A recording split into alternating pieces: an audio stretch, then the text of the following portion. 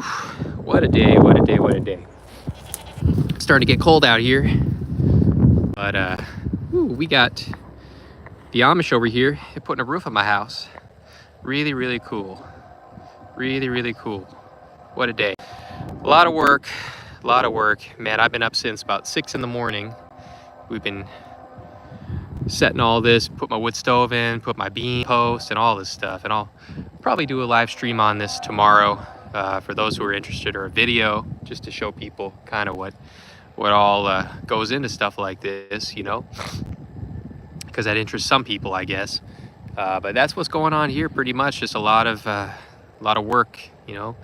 But man, these Amish people, they have insane balance. I mean, watching them walk around on the top of my roof is wow. I mean, they're very skilled at the art of balance.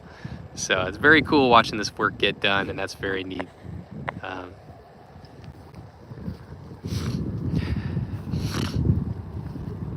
Oh, what a pain though. A lot that goes into it. Got the crane over here. The crane operator's nice, at least. The boss of this company is kind of a jerk to talk to on the phone, so I was really pleasantly surprised that the crane operator was friendly, because man, I don't want to have to be yelling at people or anything, you know. But yeah, it's really cool getting this up. We got a couple more trusses to go, and then I gotta pay this dude, and then I'm gonna go on my way and go get some things done. But yeah, it's very, very exciting process. Very exciting process. That would be an Amish person on the roof right now, just walking. It's as they do. They're really, really good with balancing. Really, really good. But yeah, we're getting those roof trusses on today, and then after the holiday break, we're gonna be putting metal on there, get the metal roof on.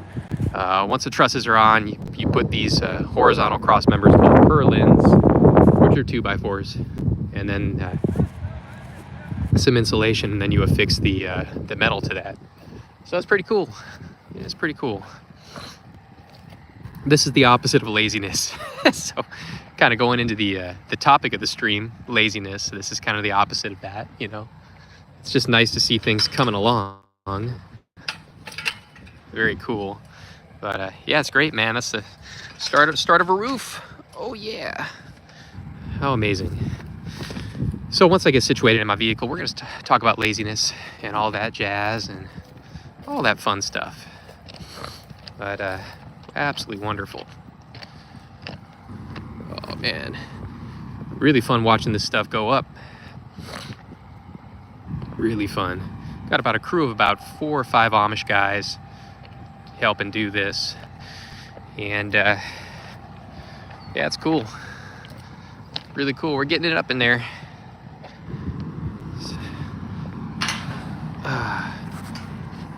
Come on. Yeah.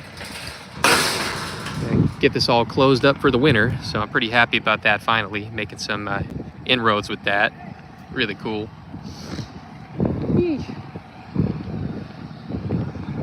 Oh man.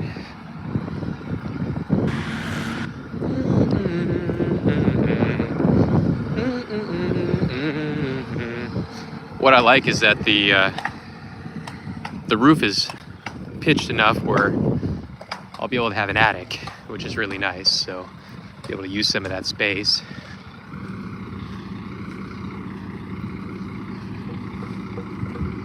Whew.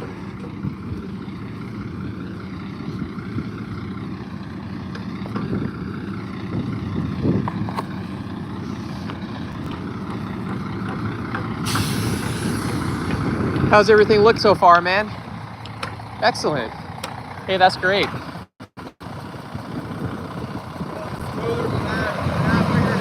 Yeah. Well, that's always a great thing.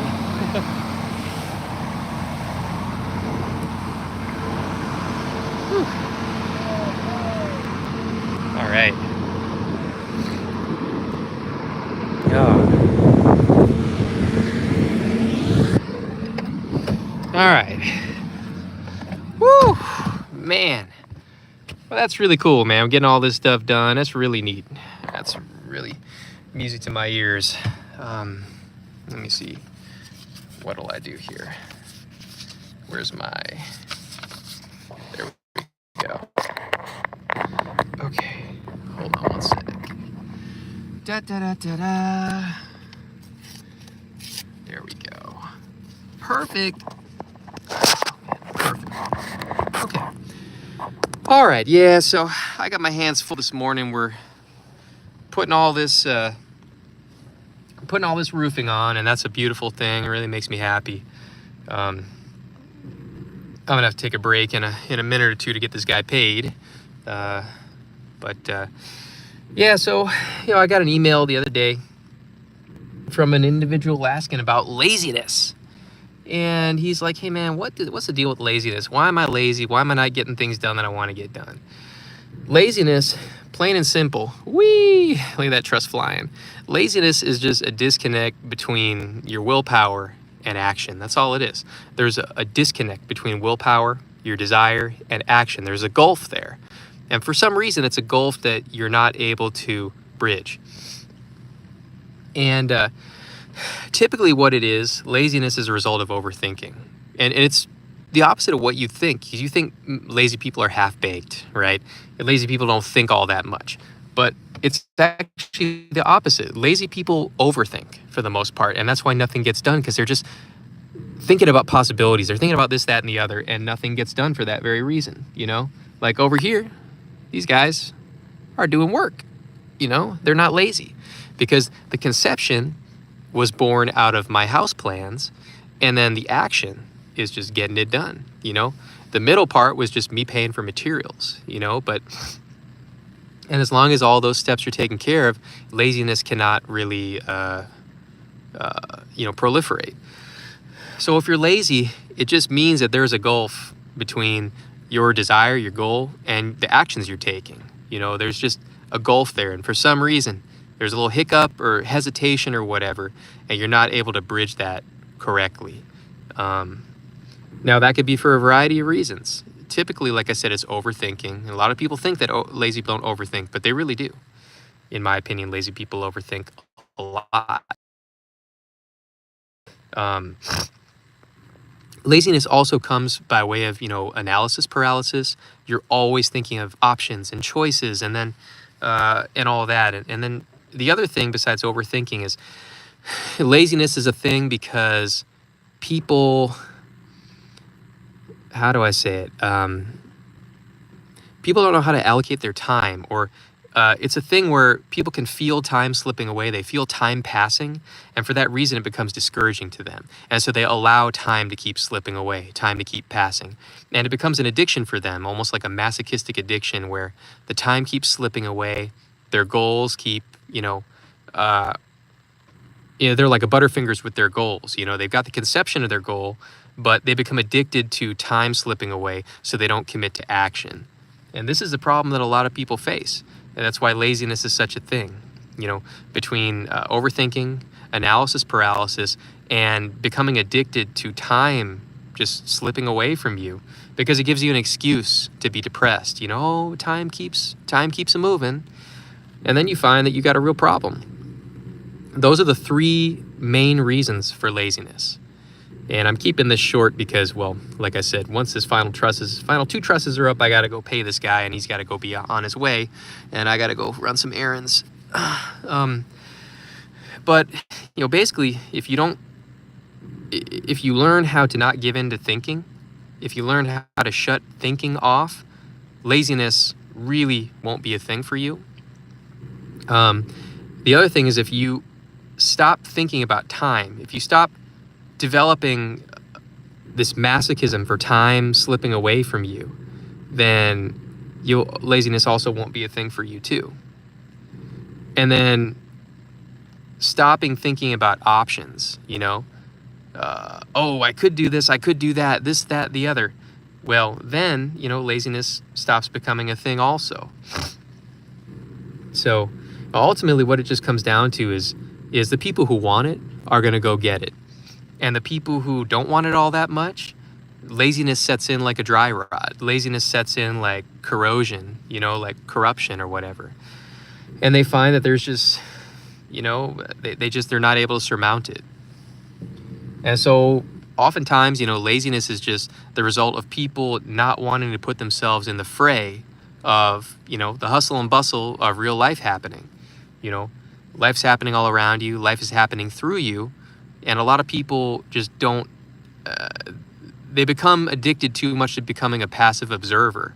And that's also where laziness sets in. It's just they become so addicted to being a voyeur of life, of watching the vantage point of other people living their life.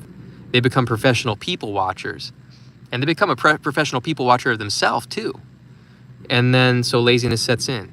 So, the most lazy people are the ones who see themselves in the second or third person.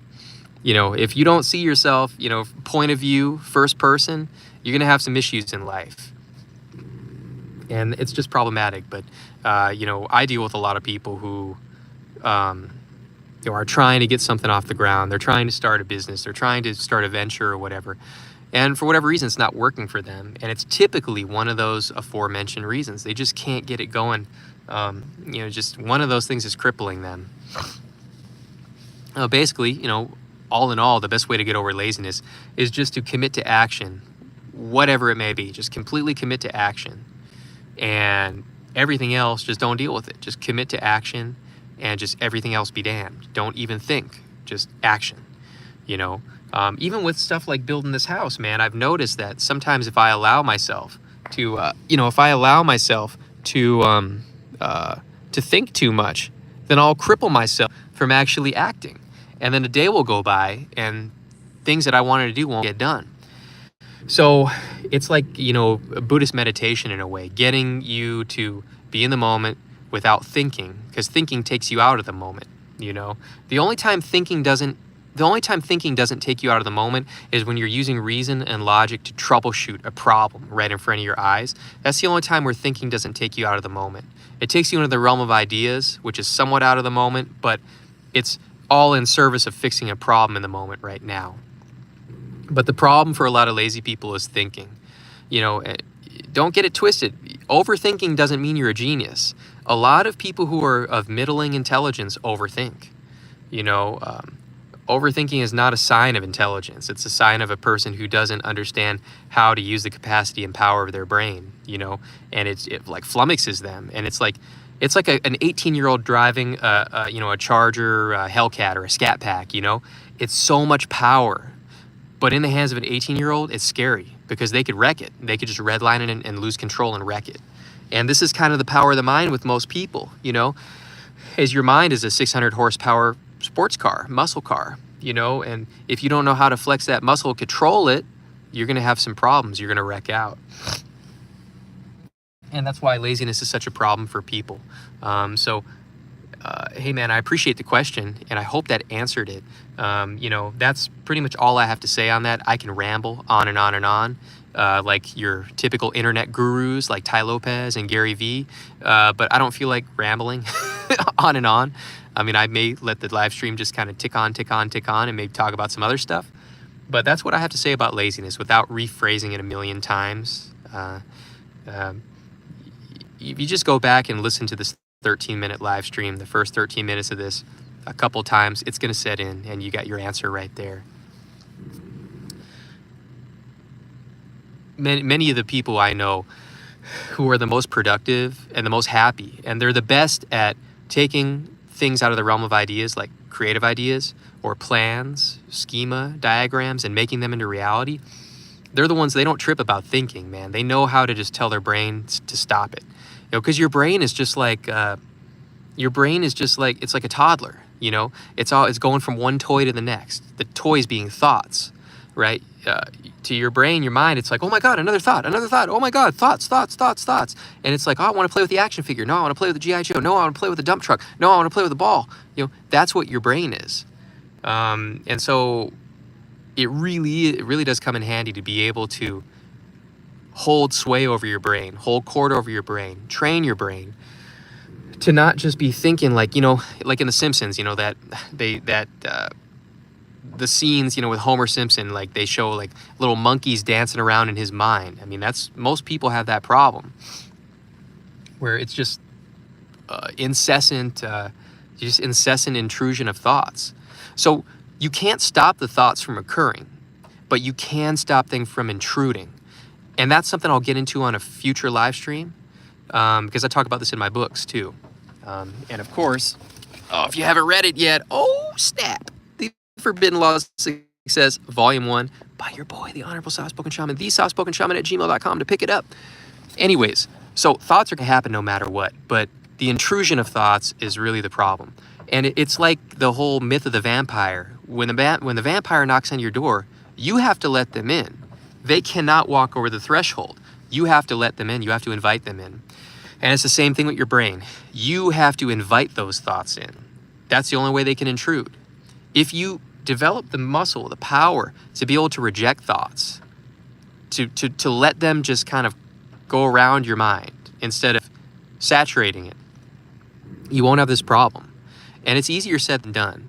But like I said, this live stream is just a little primer, you know? You don't have to let your thoughts intrude into your thinking. You're thinking, how do I put it? You're not thinking, you should just have a pure blank canvas where you're not thinking, you're just aware. Awareness. Awareness isn't thinking, but to be aware at all times without intrusive thoughts overtaking and snuffing out that awareness. That's your goal, because then you can get things done. And that's the way to go. Ugh. Oh, we're almost done getting these trusses up, man. We're on this last one. That's so freaking cool. That is so cool. Wow. Oh, things getting done. Anyways, I think I'm gonna let you guys go because I need to go pay this guy. Last thing I'll say is that I did get a couple emails the other day from people interested in books.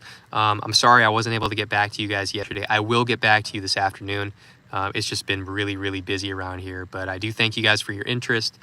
The other thing I will say is that I had somebody email me the other day or leave a comment on a video saying like, hey man, what would I learn by reading your books?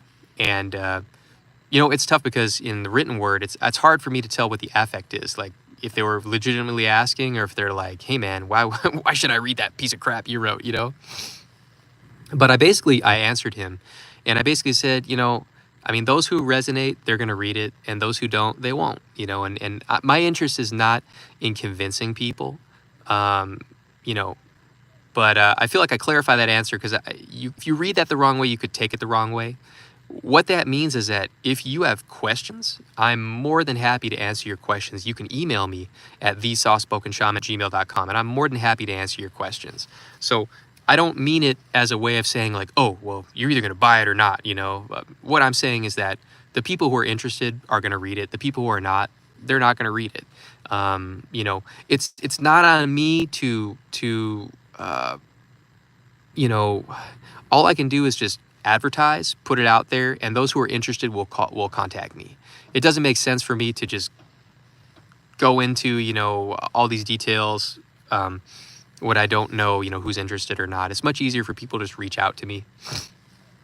Like with this particular book, Volume 1, I've sold over in the past couple of years, I've sold over 1,000 copies, which I'm not a New York Times bestseller. That's a lot for me, and so I'm not, I don't need to beg a readership or anything like that. It's just, sometimes younger people, especially, they get it twisted. They're like, oh, well, you need to prove to me, you need to prove to me why it's worth it to read the book. And I'm like, nah, that's not how I do things. It's more, if you're interested, if you've been listening to the content, you're interested, you'll reach out to me and then I can give you more details. And that's just the way I like to do things. But, sometimes people get it twisted when I'm advertising. They're like, oh my God, he wants people to read his book. Well, yeah, of course I do, but I don't need it, is what I'm saying. I'm not doing volume with these books. I'm not doing volume. It's all about, the right people, finding the right people. The right people find me, and then there you go. My books, in the wrong hands would really do you no good. If the information isn't really up your alley, then reading my books would probably just upset you, which is why I just wait for people to contact me, people who are interested, because then I give them more information. My books, if you're of the wrong mindset, would really upset you and would probably make you depressed or even angry. So that's why I kind of make sure they get in the right hands. I'm not trying to sell my book to everybody under the sun. I know myself, my books are not for everybody. You know what I mean? And hey, Chili Voodoo, I just got your email right now, brother. If you're listening in, I will respond to you this afternoon for sure. But like I said, I do appreciate the inquiries, guys. I really do. These books I wrote out of labor of love, man. I never knew I was going to sell them. I wrote this first volume in 2012 after I moved from New York City to the desert in California. And I remember back then I said to myself, how am I going to find an audience? Because at the time I was just running an online business, writing essays and dissertations and books and stuff like that. For people, I was a hired hand. And so at that time I had no clue. I'm like, who would want to read a book by me? Who would buy this? Who would read this? And so it's also just an exercise in dedication, man, and showing people, that sometimes you undertake something, and it's not gonna come about right away. I wrote that book, and I didn't touch it up until 2020 when I had this channel going and there was interest. So, sometimes you don't know how things are gonna pan out, but 8 years later, and there was quite a few people who wanted to read. So I'm very happy about that, and I try to share that story because it helps people not be discouraged. When you start a project and you don't know if it's going to find its target audience right away, don't worry about it. It will find its target audience eventually. That being said, I'm going to pay this gentleman. Thanks for tuning in, guys. I'll talk to you later, and if you emailed me, I will get back to you today. Take